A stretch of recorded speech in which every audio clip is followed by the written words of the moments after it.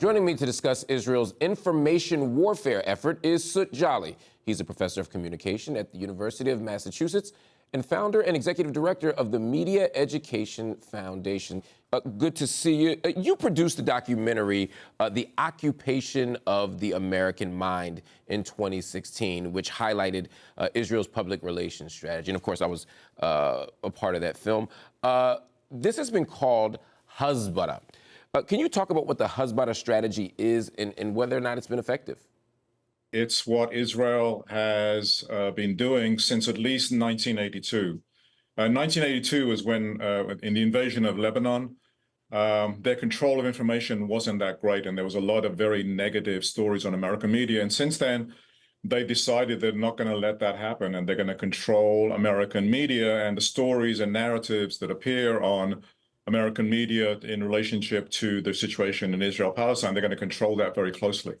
And the overall strategy is called Hasbara. It's a PR propaganda strategy to make sure that the stories that the American public hear come from have the narrative that Israel would like to have. Back in March, Prime Minister Benjamin Netanyahu complained to a high-level meeting of Israeli parliament that the problem with the Hasbara strategy is not just social media, not just other narratives, but he said it's because he was, quote, surrounded by people who can't put two words together in English. Since October 7th, we've seen some very clumsy attempts at propaganda. I'm thinking about the supposed list of Hamas operatives in Al-Shifa hospital. That was just a calendar in Arabic. Amateurish, like digital renditions of a supposed Hamas command center under that same Shifa hospital. How does a government that has cutting-edge technology, a qualitative military edge, all the diplomatic and political power, how are they this incompetent at messaging in the 21st century?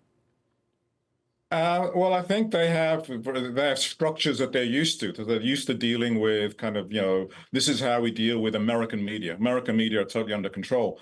But I think October 7th, and this is what they're dealing with, October the 7th was such a shock to them. In one sense, it was humiliating. Of course, not in one sense, but it was a humiliating defeat where, the Israeli military was simply overrun. By a few battalions of Hamas, and I think they were in a panic. And I think they're not used to. They simply did not. Simply didn't think that there would be this level of opposition to them. And so when the level of opposition is so great, as it was in this case, and they have to kind of think on the fly, then they do these amateurish things. I mean, but I also want to say, these things become apparent after a while, but when they first happen, there is no questioning of it. And when it first happens, it's like the stories about the beheaded babies. I mean, clearly something that was made up, but it performed its function in the short term, even though in the long term it has been totally debunked. Let's talk about that for a second. I mean, you're right. I mean, after October 7th, there were so many alleged atrocities committed by Hamas that were being reported. And to be sure, war crimes were committed by Hamas. But some of the most egregious claims, like the 40 beheaded babies by Hamas in Kfar Aza, or the idea that they were ripping out the fetuses of pregnant Israeli women, these ideas were later debunked. These horrific claims were illustrated in great detail later to be false, but in the moment, they were accepted wholesale by mainstream corporate media outlets. And CNN, CBS, Fox, I mean, I can go past it. President Biden even said at some point, yeah, I saw the pictures. What role does this kind of complex of media and powerful people co-signing false narratives, how does that influence public opinion? Well, in the short term, I think, again, as you said, I mean, the claims are so outlandish, but what Israel needed to do was to get political space to be able to operate and to essentially, destroy Gaza. And for the first few weeks, that is what they did. There was no opposition because every time anyone raised any opposition, these stories would be brought up. That we're dealing with barbarians, that we're dealing not with civilized people, we're dealing with people, who are not like us. And therefore, you have to take these very, very extreme measures, like flattening the whole of Gaza. So again, the atrocity propaganda works. It only needs to work in the short term. Let me go back. I mean, there's some historical examples of this, right? If we go back to the first Gulf War, back into the early 1990s, early 91, when Saddam Hussein went into Kuwait.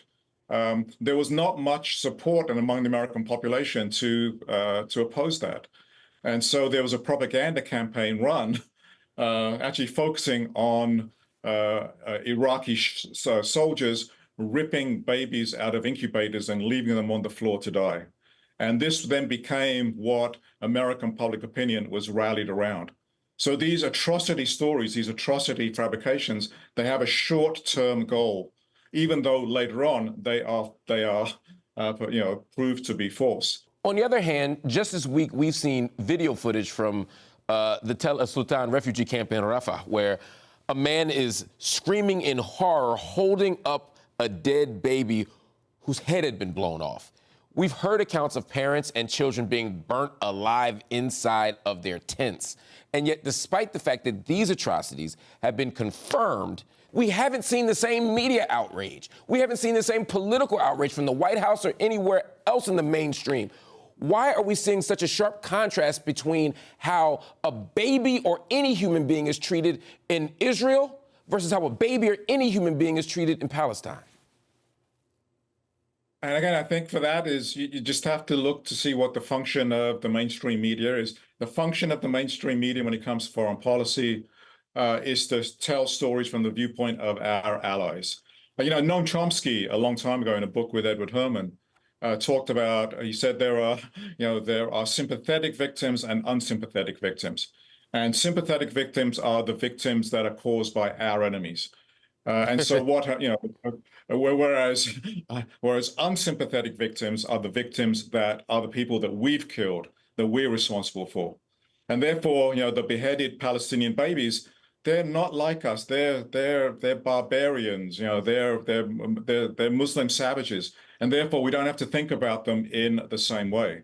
And I mean, you're outraged about this, as you should be, as anyone should be, and as I think more and more people are being outraged by this, and that is, I think, changing the conversation within the country. So in one sense, I think Israeli Hasbara has really broken down, and it's broken down on the edges, but it's increasingly making its way into the mainstream. The American right-wing pro-Israel group, Stand With Us, has claimed that your film, quote, unambiguously accuses American Jewish leaders of involvement in a semi-secret conspiracy, and therefore they're arguing that you perpetuate the trope of, quote, nefarious Jewish scheming. How do you respond to that? How do you respond to the argument that you're advancing anti-Semitism through your critiques and through the way that you critique the media and the Israeli government? I mean, my first response is I simply haven't watched the film, because in the film, we explicitly say that this is not about a Jewish lobby. This is about the Israel lobby. And the Israel lobby is made up not just of Jewish groups, it's made up of Christians, it's made up of American politicians, it's made up of American media.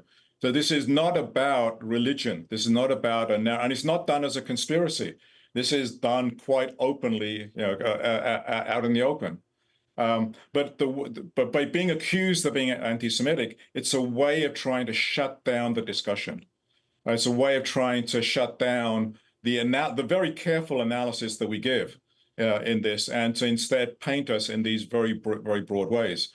The interesting thing is that these accusations are no longer working, because I think there are broader stories around this now, and a lot of the opposition, of course, to what Israel is doing, comes from Jews, comes from non-Zionist Jews. There was Frank Luntz, the Republican pollster. Yeah. He did some research recently, and the results of it were leaked at the Gray Zone.